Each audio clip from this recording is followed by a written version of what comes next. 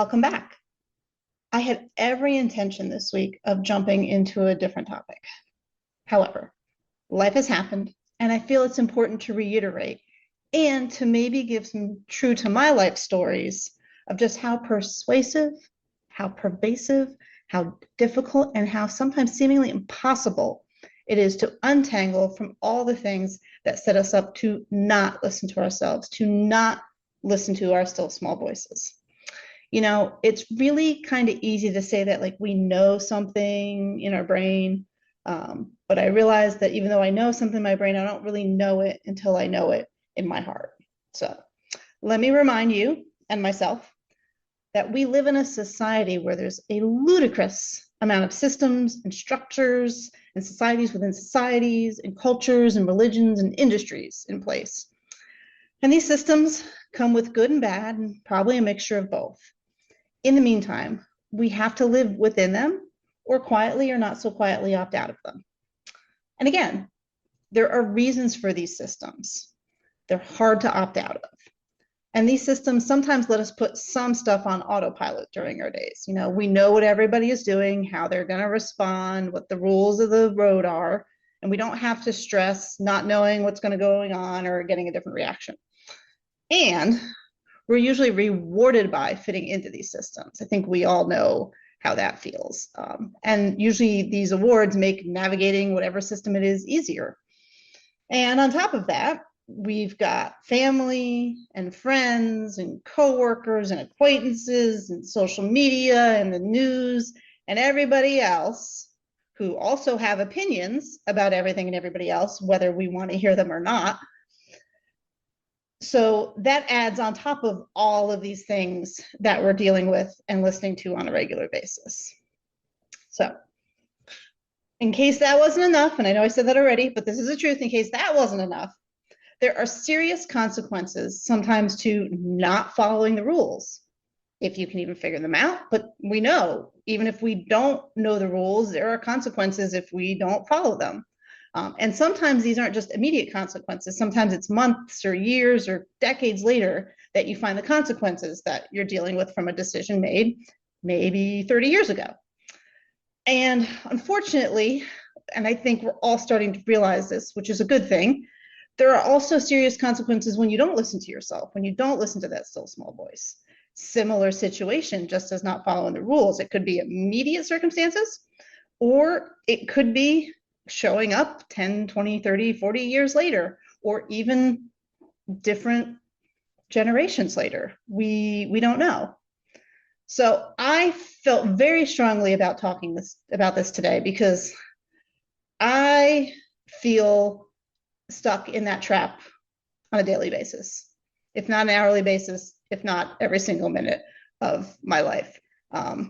I feel like we are all set up to fail in this world. I've watched it in myself. I've watched it with the people I know and love. I watched it with the people I don't even know and love. I've watched it with the people I don't really like.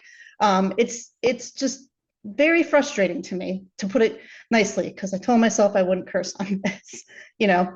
If I follow the rules and I play the game, I feel awful and I don't feel like myself. But then if I follow myself, I have found that there are consequences and challenges that range from minor inconveniences to serious that I encounter on a daily basis. It feels like I can't win no matter what I do. So to that end, I've taken so many courses, done so many programs. I've worked the workshops, I've created the vision boards, I've created the plans, the 10-year plan, the 3-year plan, the 5-year plan, rewrote and listened and wrote the positive affirmations, listen to guided meditations and guided, anti-anxiety things and all these things. Spend lots of money and lots of time on them, must admit. But not one of those things has ever solved the real problem or challenge that exists, which is we're trying to live in a world that doesn't want us to live and be ourselves. Let's not sugarcoat it. And I get very frustrated when I hear that it's about your thinking of the situation and you just have to think positive, or you have to have lower expectations, or you have to not expect as much, you have to whatever. That minimizes what happens to be some very toxic and very unhealthy dynamics that run within our world. I don't even, unfortunately, think we can blame it on Western society. I'm sure there are unhealthy dynamics and toxic situations in all cultures of the world. The good can soon become the bad if it is not tempered with human understanding. So the struggle is living in the world versus being yourself. That's the struggle. And how do we do this? How do we make decisions? That's a good question. And I'm laughing because I don't really know. But we're going to talk more about it and think more about it as we get into this season. And I want to say this again because I feel like we run to, and I've said this, we run to the productivity hacks. We go to these things that we think are going to help, these systems and these plans that we think we're going to help, all the programs and the books and the courses that think more positively and believe and do this system and it's all going to be okay. It's not.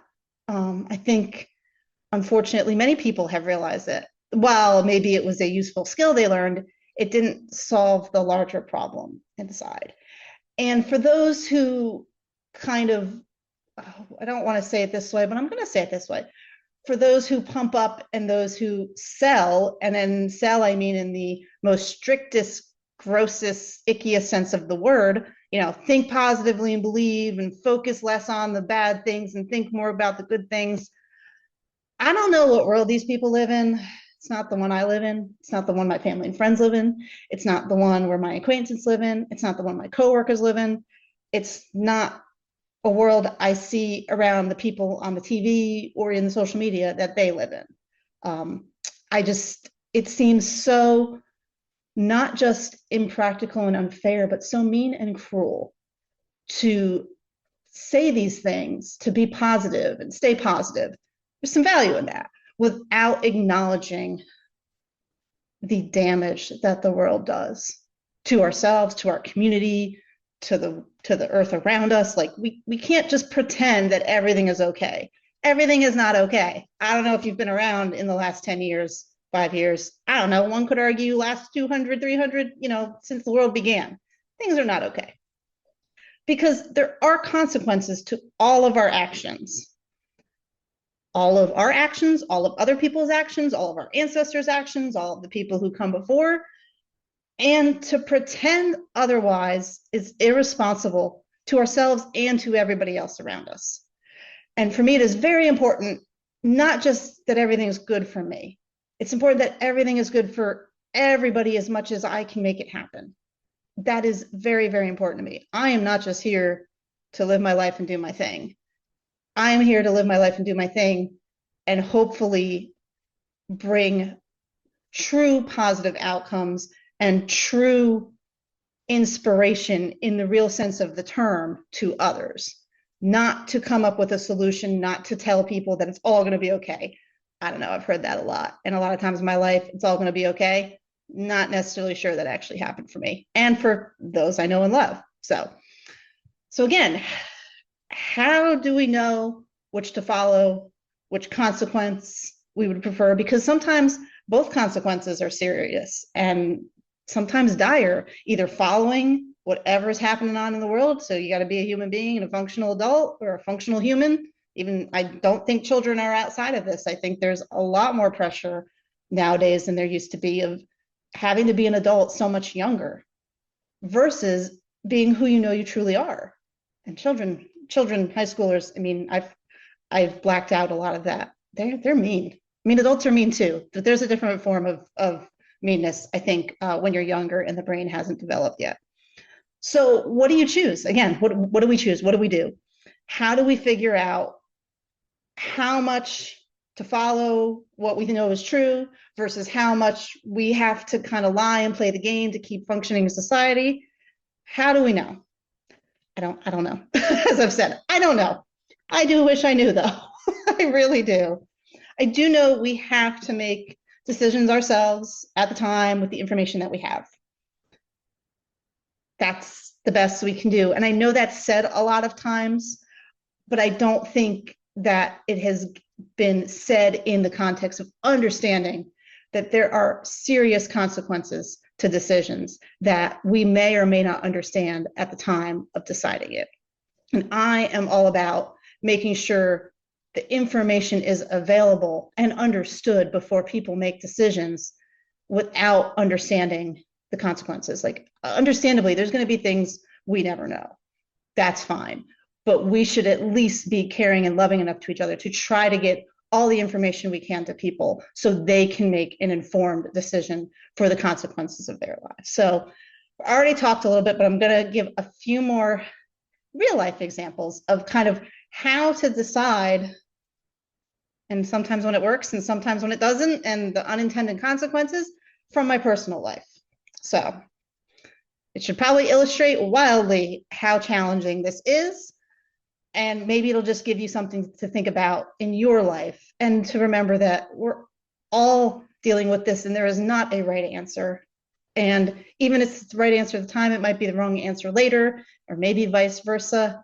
And that is normal because of the world we're living in. So let me start my story number one, with telling you a little bit of my history. So I got married to my high school sweetheart when I was fairly young. I had to get out of college first.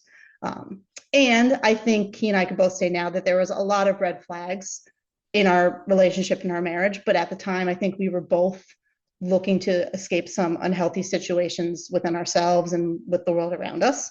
And to be fair, that relationship was very supportive for both of us for a very long time. It was the safer place for us to go. Unfortunately, I imagine many women can kind of relate to this story that I'm about to share. The guy they're with is better than the current situation, or maybe a lot of men as well. Maybe we haven't heard about it yet, but the relationship they're with is better than whatever situation they were in before. So I think he and I both knew there were always things wrong. And within 10 years of our marriage, I was now concerned so much for my future health and well-being that I had to go ahead. We had to divorce. I had to ask for separation and a divorce. Now, this was not an easy decision for me, and it still kind of haunts me to this day. I'm not going to lie. I was raised Catholic, and though my parents divorced, you kind of don't get away from that, even if you try to get away from that. I did mean what I said. You say better for worse, richer or for poorer, death do us part. You want to mean that. You really want to mean that. And then at the same time, I grew up in Pennsylvania. I now live in North Carolina. It's a little different religious environment, I guess I should say, in the South than it is in the North. I will say that. And he and I were trying very much to fit in with where we were at the time. So I got a lot of books and advice while we were going through our marital difficulties before I decided that there was no other choice but to separate and divorce. I think how everybody quotes, what is it? 1 Corinthians chapter something, love is always patient and kind. Love is never jealous. Love is not boastful or conceited, never rude, and never seeks its own advantage, does not take offense and store up grievances, does not rejoice in wrongdoing, but finds joy in the truth. And this is my favorite line. It is always ready to make allowances, to trust, to hope, and to endure whatever comes. If you have been in a relationship situation where someone has used this verse against you to bludgeon you in staying in an unhealthy situation, I am so sorry. Because even if somebody has not done that to you, and it wasn't a bludgeon and it was just a whatever, it is so pervasive, maybe not as much in the rest of the world as the Southeast, but I imagine that there are other things similar to this that are used in many different cultures. So, like I said, unfortunately, I know this is not an uncommon story among women. But finally, I separated with some, life-threatening and emotionally exhausting experiences along the way. But I made the decision after probably 5 serious years of, should I stay or should I go? Should I stay or should I go? And looking through all the consequences of that. I still wasn't ready when I left. I was never going to be. But at that time, the risk outweighed staying. So that moves me on to my second story, which continues as I separated from my husband, as I asked for divorce. I was left with all of his debt. And I think about at the time in our marriage when I knew we shouldn't be signing these things. I knew we shouldn't be doing this, but what else could I do? I was told he knows best and you support your husband. And again, society was so pervasive, and my upbringing and what I saw around me, healthy or not, was so influencing how I was thinking. So for about 4 years, I worked 3 to 4 jobs to pay off about 70K of debt with the help of my mother along the way. So now I'm about 5 years out of that time of my life. It's been paid off for about 5 years, and we threw in a pandemic during this time, which is even better. And now I am coming to the realization that I may have fried myself out during that time, and likely previous stuff as well. I am noticing that my brain and my body, that my resilience, like I don't have the capacity that I used to. I know part of that's getting older, but I also don't think that's completely just because I'm getting older. I'm not that old. I'm finding that I am reacting to things as if I have a lot of PTSD, and maybe I do. I don't know. But when I think back to the decisions I made at the time when I made them, I think I made the best choice that I could have, right? At the time with the finances, bankruptcy was not an option for various reasons. I'll tell that story another time. But I did the best I could with what I had in the situation in the world I was in. But now that I'm looking back, I wonder what I have now sacrificed in my life because of what I did back then, because it was a non-negotiable choice I had to live in the world. And I just wonder, as I'm seeing the effects on my body and my mind now, maybe we can't blame it all on that, but I bet you it had a huge part in my physical and mental and emotional exhaustion that I've been trying to keep at bay along the way. So third part, now that I'm here at the present time with zero bandwidth for like anything, I have learned to be very private and cautious for other reasons too. I am, besides here, with friends and family, I just don't share. I don't feel comfortable sharing with people who are close to me who have access to me, for lack of a better term. They have a lot of access to me. And I have found that I'm not the only one. So thank you to those of you who have shared that with me and made me feel less alone. Because I find that engaging and sometimes having these conversations just takes too much energy to like continue and wrap it up. And I find that conversation that's not one-on-one really stresses me out. I will look like I am enjoying it. I will look like I am the biggest, most excited extrovert you've ever seen. It is likely sucking the life out of me. I'm just going to say that. And I usually pay a price later. I usually always pay a price later. And interestingly enough, as I was looking for help on this, thinking there was something wrong with me, that I don't want to talk to people. It's not that I don't want to talk to people. I just want to talk to people in a certain way. I'm seeing all these things about that, like I'm controlling and I'm manipulative because I'm not sharing my true feelings, and you should just be honest and have the chips fall where they may. And I want to call nonsense on that. That is just some nonsense if you have never dealt with personal relationships that are volatile, that are full of anxiety, that are human. I almost kind of want to be like, are y'all in denial? Because I don't know what people you're interacting with, because people are not objects and you never know what they're going to do. And you never know if you've got the energy to deal with whatever that reaction is.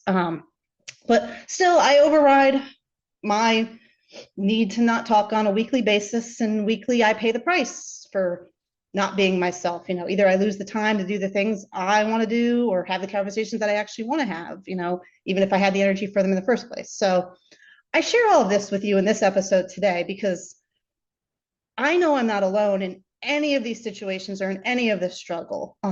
It is funny, when I do go places, people tend to just share these things with me. That's just fine. I love being able to listen to somebody else who needs to talk just like I do. And as I said, sharing this publicly, but it's way easier for me to share in this way, for me to share how I'm feeling, for me to share what I'm thinking in a way where it might be received positively. It also might be received negatively. We'll see what happens. But the emotional load for me will be less, because if someone has a comment that they don't like it, okay, well, there is how many millions of other people in the world, we can move on. So what I want more than anything in everything I ever share, in any conversation I ever have, anything I ever write, anything I ever do, is that somebody feels less weird, less crazy, and less alone. There are many times where I'm like, I know I'm not the problem. I mean, I'm not perfect. Trust me, I got many issues. I'm well aware of them. But I am so frustrated at me blaming myself, at watching the people I love blame themselves when it's not them. It's the way we are doing things. It is so unhealthy, unsupportive, and messed up on so many levels. So I just want to share so someone feels less alone and we can see things for what they are to actually help ourselves become healthy and hopefully change the world so it's not so crazy and it actually is healthier and supports everyone living in it. It's not us personally, but it's also not just us personally, if that makes any sense. So thank you for joining me today. I really appreciate it. And thank you for letting me delay the next topic a little bit, but we will. So, right, like what's next? Like, I know this wasn't necessarily positive, but I want you to understand and to be real about what is actually surrounding us and why it sometimes feels like not only listening to yourself is so hard, but just functioning is so hard. So how do we figure out, in what little time and energy we have in our days and our weeks and our months, how do we figure out how to navigate it in the best way possible? How do we give ourselves the support that we need in the best way possible as we go forward? So in the next podcast, I'm going to talk about some things that I think about as I look at what getting support means in the context of all the worldly nonsense and the invisible nonsense that we don't even know in the world that pops up on a regular basis. So what I know is if I can make it visible to myself, hopefully it won't have as much of an effect on me, and I can make it easier to navigate and deal and maybe have less of that emotional mental chatter and less of that administrative burden that I have on things in the past. So thank you again for joining me. I will see you then. If you want more, please subscribe and head over to my website, listeningtothestillsmallvoice.com, where I'm publishing blog posts every other week that supplement this season theme and episodes. Sign up for the email list to join our small but mighty group doing what we can to listen to the Still Small Voice. See you next time.